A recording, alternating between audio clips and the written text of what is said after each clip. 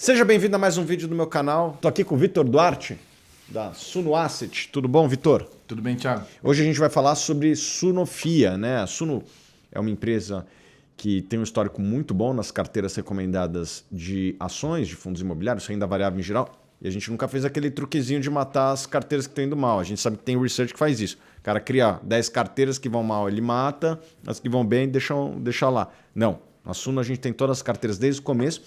Todas as carteiras batem aqui os respectivos benchmarks e muitos pediam para que nós criássemos um fundo, afinal nem todo mundo tem tempo para ler os materiais produzidos aqui na Suno.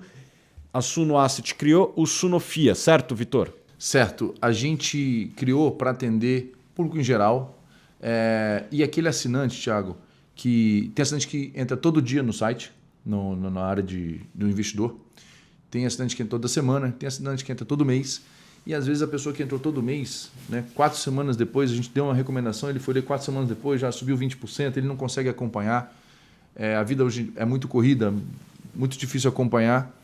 Então, para quem quer delegar parte da gestão da sua carteira, a gente criou o Sunofia, que tem o objetivo de comprar as ações analisadas e recomendadas pela Suno Research. A gente parte desse universo. E dali a gente faz uma seleção das ações para o FIA. A gente olha as ações que estão na carteira de dividendos, a gente olha as ações que estão na carteira valor, na carteira small caps e também na carteira internacional. Então esse fundo ele tem naturalmente uma diversificação internacional, no máximo 20%, por uma questão de regulação, mas é importante que o investidor tenha essa exposição internacional de pelo menos ali 20%, para que ele diminua o risco, diminua a volatilidade em momentos de crise, como a gente vê vários desses no mercado. Legal. Explica um pouco da estratégia do fundo. A estratégia do fundo é a mesma estratégia da montagem das carteiras da Suno Research.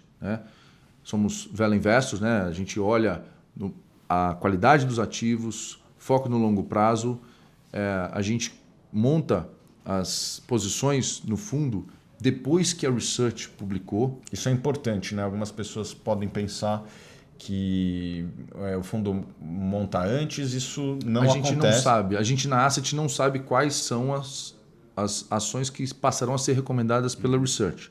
Por compliance, tem um Chinese Wall, tem uma barreira de informações. A gente não sabe.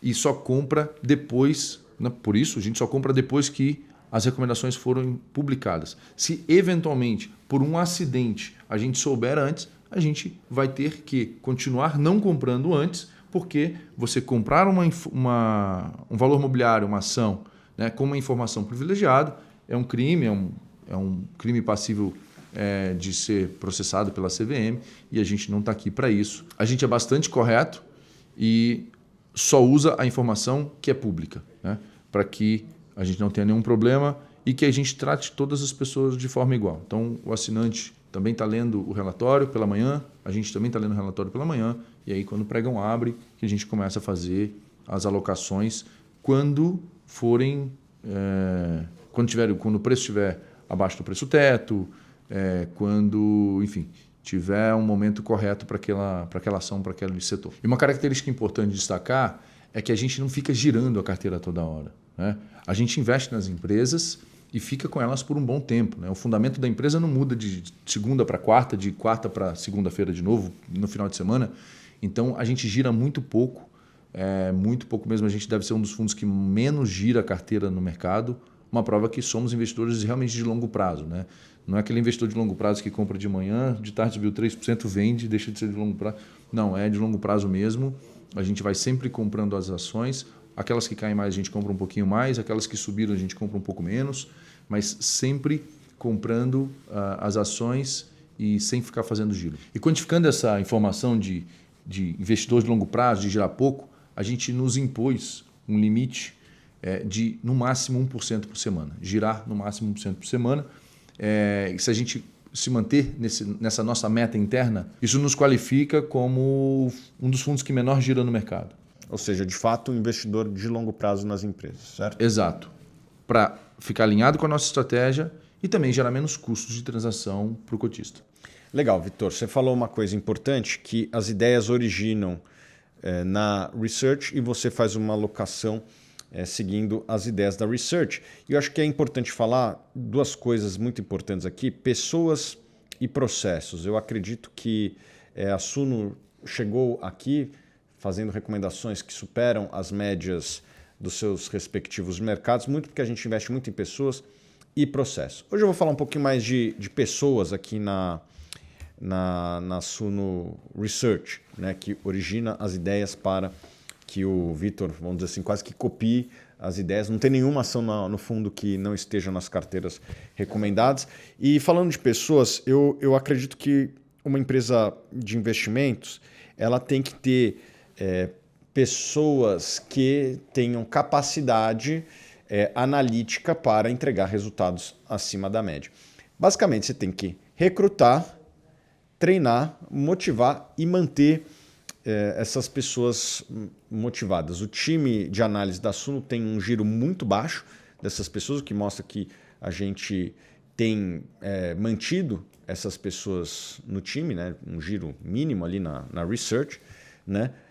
Acho que alguns nomes aí que vocês conhecem. O Rodrigo está com a gente desde o começo, o Baroni está com a gente desde o começo.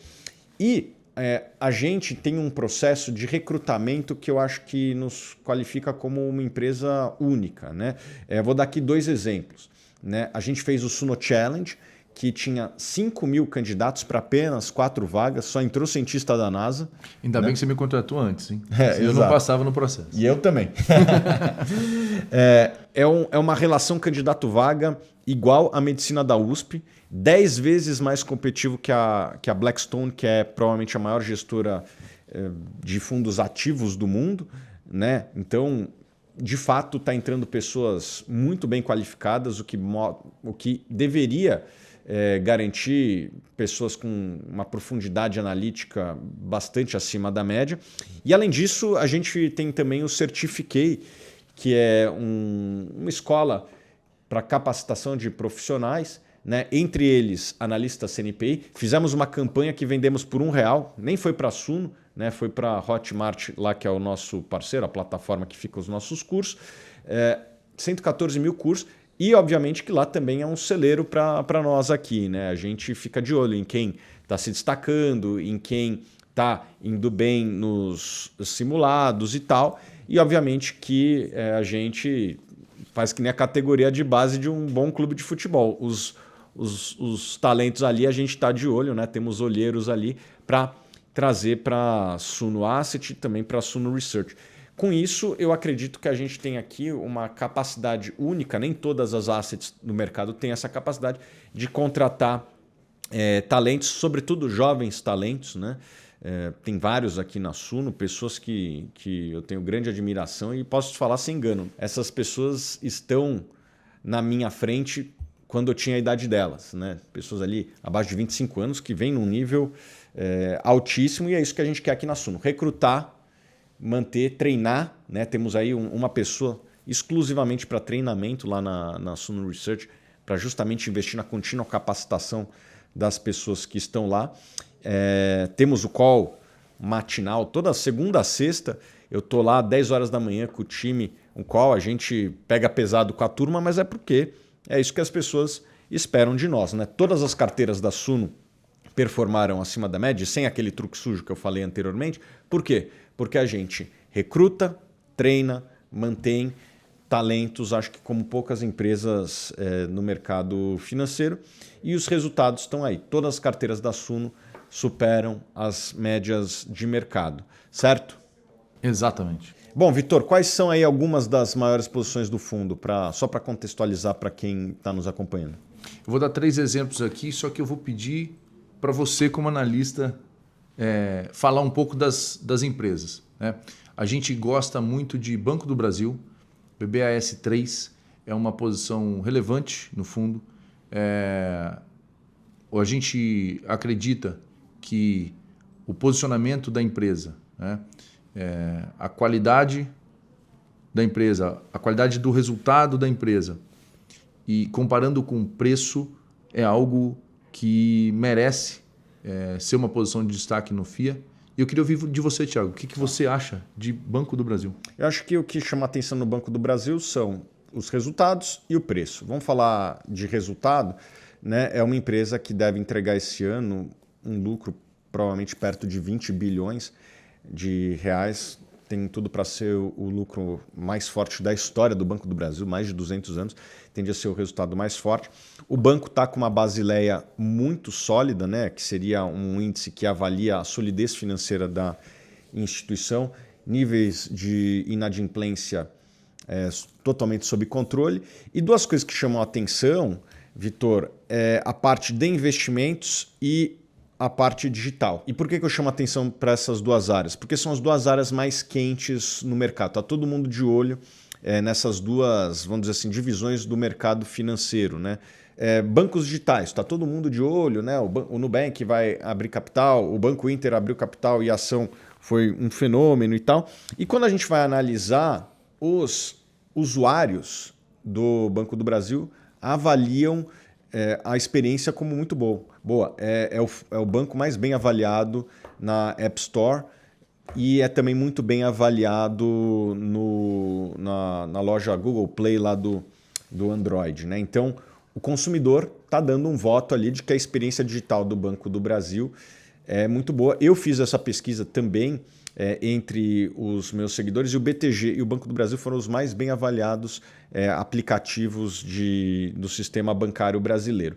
E na parte de investimentos, ele tem uma asset que é um fenômeno, né? Foi a asset que mais captou no passado, é a asset que mais captou esse ano. É uma máquina de ganhar dinheiro, a asset do Banco do Brasil. Então, eu acredito que tudo isso junto e um perfil de cliente do Banco do Brasil que faz com que ele seja mais fiel por uma série de motivos ao banco do que outros bancos, fazem com que eu esteja muito tranquilo com a qualidade do ativo do Banco do Brasil. E na hora que a gente fala de preço, você olha os indicadores tradicionais de banco, como relação preço-lucro, preço-valor patrimonial, esses indicadores estão nos menores patamares dos últimos anos, né? Talvez só competindo ali com os piores dias do governo Dilma, quando a saúde do banco era muito mais frágil. Hoje, o Banco do Brasil, e eu diria que todas as estatais federais listadas, né, como a Eletrobras e a Petrobras, estão com os melhores balanços aí dos últimos anos, gerando um lucro e que deve se transformar num dividendo muito interessante. Na hora que você soma tudo isso, eu acho que quem compra uma boa empresa num bom preço, ao longo do tempo, tende a ser um bom negócio. Excelente. E para falar com a turma, a Basileia, né? Basileia é a medida de quanto de risco o banco está tomando. Então, com Basileia alto, ele está tomando pouco risco, né? O Basileia muito alto, ele está ineficiente. E o Basileia baixo, ele está tomando muito risco. O Basileia está no nível bastante adequado. Está bastante elevado, eu diria que até tomando pouco risco, né? Tem gente que acha que deveria operar com uma Basileia até menor. E não é só o Banco do Brasil, Bradesco, Itaú, se não me engano o Santander também estão com uma Basileia bem alta. Os bancos brasileiros como um todo estão extremamente saudáveis. Eu acho que o Brasil não vai ter uma crise bancária tão cedo e com certeza o Banco do Brasil não vai ser um epicentro de uma crise bancária. Seguramente não. Uma crise bancária, normalmente as pessoas correm para esses nomes. Tem isso também, né? São bancos que são vistos com muita segurança. Você trouxe um ponto importante. Muitos clientes do Banco do Brasil estão lá porque veem, com certa razão, que é uma instituição sólida. Está aí há mais de 200 anos, ou há cerca de 200 anos, né? Foi criado, se não me engano, lá pelo Dom Pedro. E está aí. Então, a segurança é um valor importante na hora que você vai colocar o seu dinheiro. Para muitos brasileiros, você entrar num banco digital que ainda não foi testado numa crise, vamos dizer assim, é entrar numa aventura. Não estou nem dizendo que esse é um pensamento correto, mas muitos brasileiros pensam assim, não vou embarcar nessa aventura, vou botar no Banco do Brasil, no Itaú, no Bradesco, e o Banco do Brasil é talvez o que tenha a maior percepção de segurança perante seus clientes. A gente não está aqui analisando, né, fazendo juízo de valor como pessoa. Eu gosto de banco digital, não gosto de banco digital. A gente está analisando como as pessoas... O comportamento dos usuários, né? Como analista, você tem que olhar o comportamento dos usuários. Né? Por mais que você goste de um restaurante, a maioria das pessoas gostam de outro. Então, você tem que saber notar isso, né? Evitar esse viés pessoal na hora de analisar o investimento, porque o melhor investimento pode ser uma empresa que talvez você não goste de usar. Exatamente. Não é porque o Habib's vende muita esfirra que é necessariamente a melhor esfirra do Brasil. Exatamente. Né? Mas é uma boa esfirra. Vamos lá no Habib's depois? Habib, Próxima ação que a gente gosta muito e tem um peso relevante na carteira é um varejista que não é local. É um varejista que opera no mundo todo, um varejista chinês, Alibaba, é o Baba34. A gente gosta, tem um peso relevante na carteira, mas eu não vou falar dele. Eu quero ouvir a opinião do Thiago. O que você, Thiago, me diz de Alibaba? Eu fiz um vídeo recente com o Alberto, que é o nosso analista internacional e destrinchou o Alibaba, fez uma recomendação. Eu vou falar aqui alguns pontos, tá? Eu acho que a gente sempre tem que voltar para conceitos básicos, né? É uma empresa que cresce, né? No último trimestre cresceu, se não me engano, 35% a 40% a receita. É uma empresa que tem uma rentabilidade interessante sobre capital, né? Um ROI ali na casa de 20%. É uma empresa que entrega crescimento. É uma empresa que até hoje se mostrou como bem administrada e está num valuation interessante. Esse é o plano de fundo. Agora vamos falar das unidades de negócio, né? O Alibaba, ele é uma potência do e-commerce na China, tem até exportação, né? Vários brasileiros compram lá. Já comprou no Alibaba? Já comprei no Alibaba. Acho que todo mundo já comprou alguma coisa no Alibaba. Óbvio que não é o público, vamos dizer assim, majoritário, né? É uma operação muito forte na China, né? Mas tem outras unidades também que são importantes, né? Eles têm um equivalente da Amazon AWS, né? Que é a versão do Alibaba, com uma presença muito forte na China, com market share muito importante na China, né? Que é essa divisão de servidores como um serviço, né? Por exemplo, aqui na Suno nós somos clientes da Amazon AWS. Se fôssemos uma empresa chinesa, né? Provavelmente seríamos clientes do Alibaba. É uma divisão que cresce até acima da média e que está começando a dar seus primeiros yuans de lucro, né? E na hora que você compara com a Amazon AWS também era assim. Ela começou como uma divisão que não tinha uma lucratividade e quando ganha uma escala começa a dar lucro e hoje é a unidade mais rentável da Amazon. Alavancagem operacional. Exatamente, né? E quando atinge um certo grau de volume que transita ali no sistema deles, provavelmente a empresa vai se tornar bastante rentável. Ela tem uma participação em várias empresas.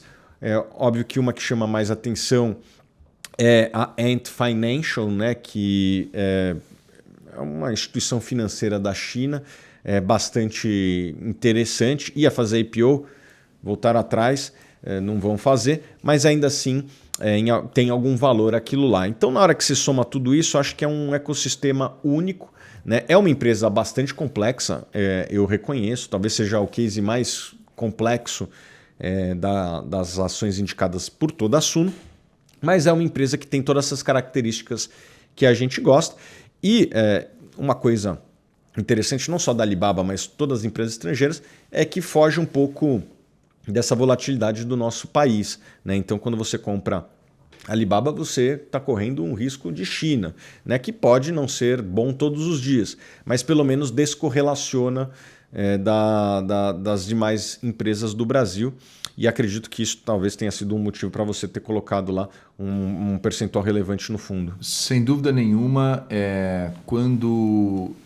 Assim, via de regra, quando a nossa bolsa cai, né, o dólar sobe e as nossas posições internacionais ajudam a segurar a cota e vice-versa. E se cada um dos ativos gerar alfa, no final a gente vai entregar uma rentabilidade interessante com uma volatilidade menor, né? O fundo ainda não completou 6 meses, a gente está restrito para falar de resultados, né? Estamos ansiosos para poder falar de resultados, porque a gente está muito satisfeito com o resultado do fundo, não só com o tamanho do resultado, mas a forma do resultado, como que o resultado está sendo entregue, né? A gente vê que essa combinação dos ativos que a gente colocou no fundo traz um resultado muito satisfatório, com um risco muito menor do que a média do mercado, né? A gente, repetindo, está indo num período que não pode publicar a rentabilidade. A restrição é até que o fundo complete 180 dias de vida, né? São 6 meses, o fundo está aí com um pouco mais de 3 meses de vida e bastante em breve vamos poder publicar rentabilidade e risco desse fundo que nos agrada bastante.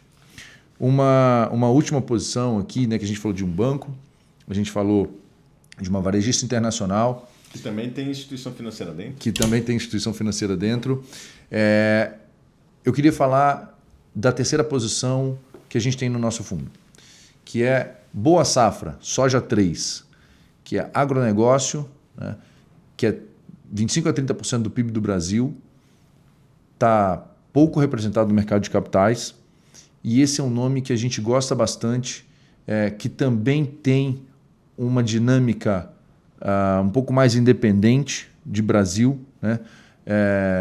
Também tem uma vinculação indireta com dólar, né? com moeda externa, por conta da dinâmica das commodities.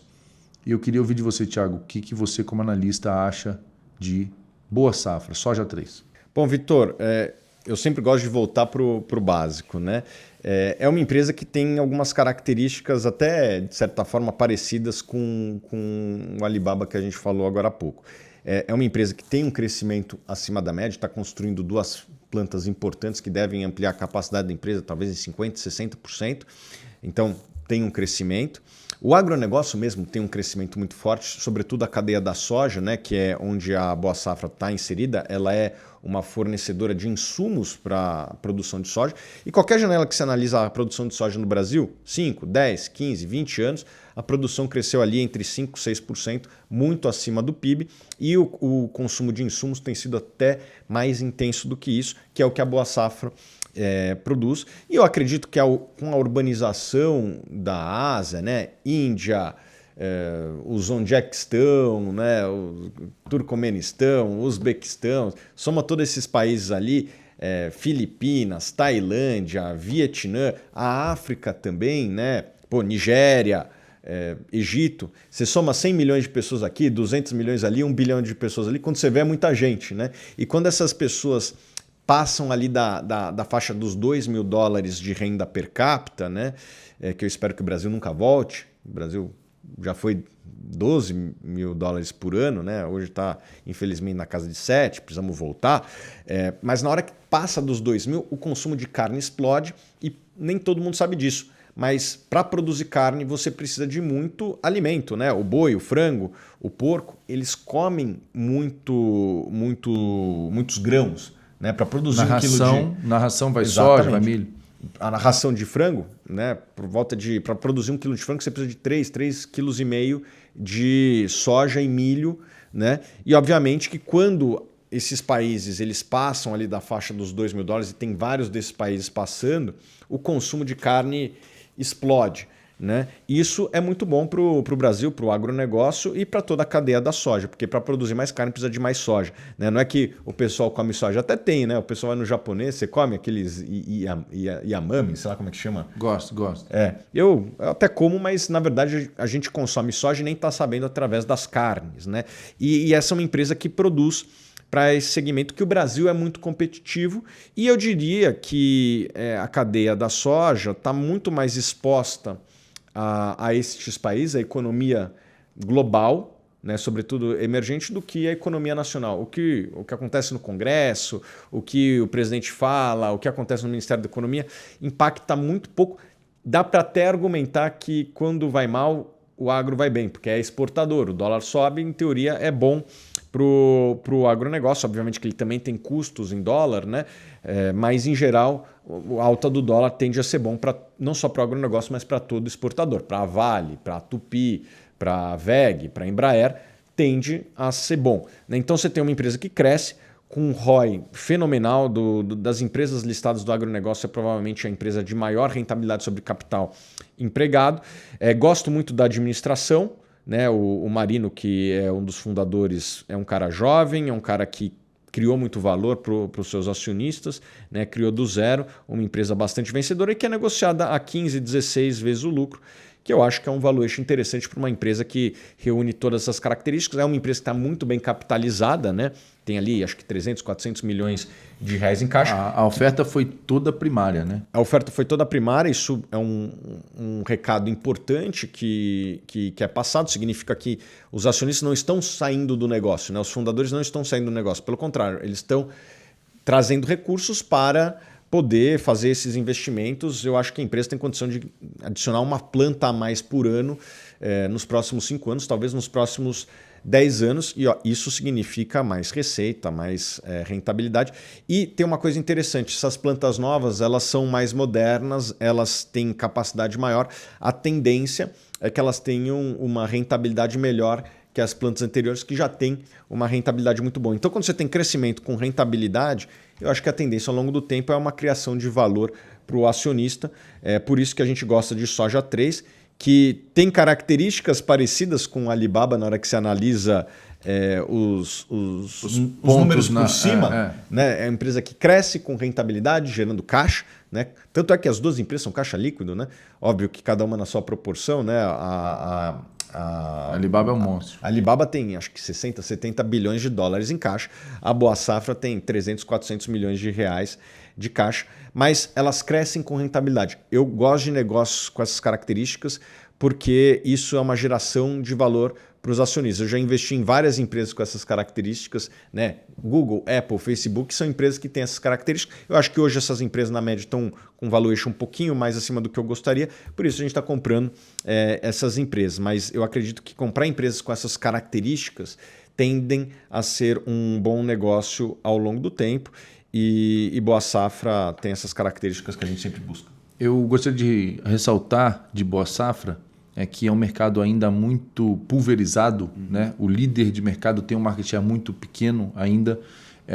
E com a administração lá da Camila, no conselho e do Marino como CEO, com esse alinhamento com caixa alto, né? Eles podem crescer tanto organicamente quanto com aquisições. Né?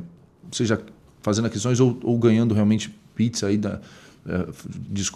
ganhando fatia nessa pizza. Uma parte de crescimento, é uma avenida muito larga para Soja 3, para Boa Safra, que é uma sementeira, né? Ela produz semente de soja. Né?